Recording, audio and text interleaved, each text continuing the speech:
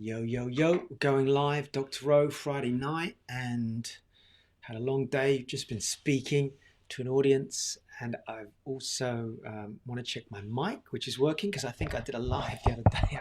I noticed afterwards that the mic wasn't working. Some people were like, we can't quite hear you, Dr. O. So thank you for the feedback, letting me know. It gives me a chance to double check my tech. Now, first of all, am I pumped? Am I pumped? Am I pumped? Are you serious? We have the next CWI and the last CWI coming up in a week's time, and we've stopped the bookings now. So I've just been out speaking over the last few months, and just recently I spoke to quite a lot, actually 700 or 800 people last week on an event. And over the last couple of months I've been sharing some things about mistakes that people make when they are communicating, the classic mistakes. So I thought, you know what, because I'm basically not going to be doing this anymore in the sort of big space like the main events, I'll share a couple of those nuggets with you here. And it's fascinating, by the way, with this, because Communicate with Impact was only ever launched as a one-off event to help get the material out for the book, of course. And then we did it again a year later, 2019, and it was just like, people were like, this is crazy, that this content is just out there. If anybody's watching that was there, you'll know what I mean. I mean, there's nothing like this anywhere in the world, which I'm super excited about. And then we said, right, okay, we booked on to do one last one in June last year, and I couldn't let the people down because of COVID. So we knocked it back, and finally made a decision. We'll do one more, and that's it.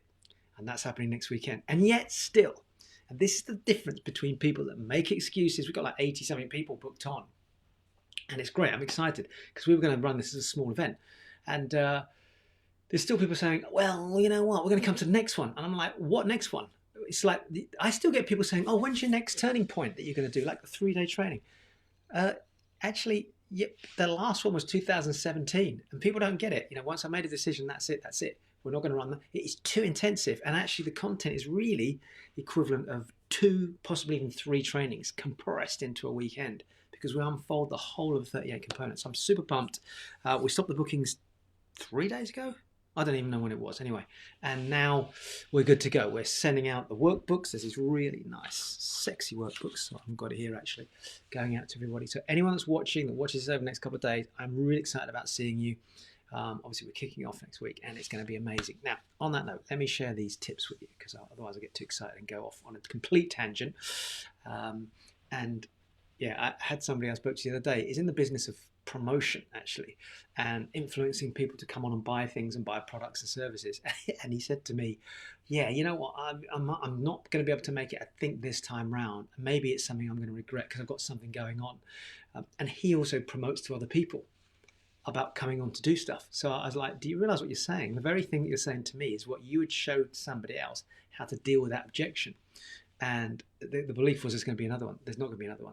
So that's why I'm just excited about getting out and getting this next event done, because it's going to, that means globally there'll only have ever been, I think, 350 people in the world that have actually been exposed to the system, which is crazy if you think about it. So what are the, well, there's actually 9 mistakes classically that people make. I'm going to share 5 of them here with you. And the first one is this. And I see this in every single type of business.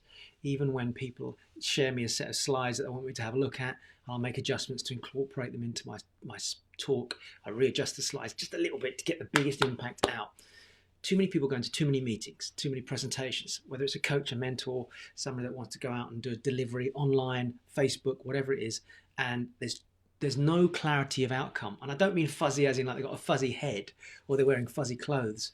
The outcome that they're trying to get from the meeting or the presentation or whatever it is, the interaction, the communication, they've gone in with all these things they want to achieve. And the challenge you've got with that is simply this. Any human being, when faced with more than one thing to focus on, now it slows down the decision process. You open up several avenues that they can go down, several different outcomes they can get, and then they're like, be interested to see if you give me a wave if you relate to this. Like, oh my gosh, I don't know which one to choose. And then if you're pitching to somebody a product or a service or something like that, you're going to lose them. They're going to go, you know, I really like you, and I kind of like what you've been presenting, but I'm not really sure what decision to make it or what decision I'm even supposed to be making. So unless you go into every single meeting or conversation or communication that you have, and you're absolutely clear on what the outcome you want to have is, you'll find that either they will define the outcome or you'll steer off and go, oh my God, I got tugged away. I was distracted because you offered too many things on the table and they didn't know what to do. So they decided to discuss that. And then you're like, oh shit, now I want to bring them back over to here. The minute you give somebody something else to focus on, they will also focus on that. That's the first thing. The second one is message overload. Now that kind of links into the first one. And that is every time you go in to reach an outcome, sell somebody on a product, promote them to come and do a business with you. So get somebody to give money to your business. You're an inventor. Get somebody to come and join your network marketing business. Get somebody to come and give you money to your business because you're a property investor or become a joint venture partner. And there's so many different avenues. Speak to an audience. And you're a charity and raising money for the charity. All right? If you give them too much information, those of you coming next week, you'll see this. I've got an illustration to demonstrate this. The more detail you give them, the more messages that you give them, the less they can actually make a decision. I mean, statistically proven that when somebody is given too many, it's like a menu. Open up a menu. Who's had this situation, right? Give me a wave if you have. Open up a menu, go, oh, I mean, there's a lot on this menu. Where on earth do I start? And it's really slow to make decisions. So typically, too many messages lead to lack of decision making. Now you add that to then those messages leading to a different outcome. Yeah, I want you to give me money. Actually, no, I want you to be a joint venture partner with me. Actually, no, I want you to come into business with me. Actually, no, I just want you to sponsor me. Actually, I just want you to refer me to a friend. There's all these different outcomes, and each one of those has a different message attached to it. Multiple messages. Whoa, you've lost them. Classic mistakes. I see it with speakers. They get too enthusiastic. Yeah, I want to go up to my audience and go, brrr. I've got 5 messages here in this one live. That's it. If I gave you 10, it'd be overwhelming. If I gave you 1, that could be very impactful, but there's enough I can get in the space of time. I can do it with impact. Third thing, poor engagement. I'm talking to you here. You're listening. Hopefully you're kind of engaged. There's certain phrases, terminology. There's language patterns you can use. The way you use your tonality, the way you look at the camera. If you're talking to a camera, talking to your audience, whether it's a bold statement, a question, or various things you can do. There's multiple ways I teach people on how to engage somebody, but not just keep them engaged at the beginning where they go, oh, wow, that's an interesting fact. After about 25 minutes, you're saying the same thing. Actually, no, you keep them engaged throughout, whether it's 2 hours, 3 hours, 5 hours. I've been going now for what, I don't know how many hours, because I started about this morning, but we sort of regrouped as a team about 9:30. We kicked off about 10, going. The beautiful thing about communication is you can engage people and keep them engaged if you've got the right tools. Again, classic mistake people make. Fourth one, lack of connection. Trickier, actually. This is a subject which, because of Zoom, although we can connect, I'm talking to a camera here. Now, Zoom is like camera looking at the person, camera looking at this person. That's a bit trickier. In front of an audience, you should be able to connect very easily if you know how to do it. But so many people go away and they go, I thought I did a really good presentation, but just didn't seem to get that connection with the audience. Maybe you're in your head. What does that mean in your head? I was analysing it and it didn't seem to be. Well, there you go. There's a problem. So you weren't feeling your audience. You didn't connect with them. And my experience is this.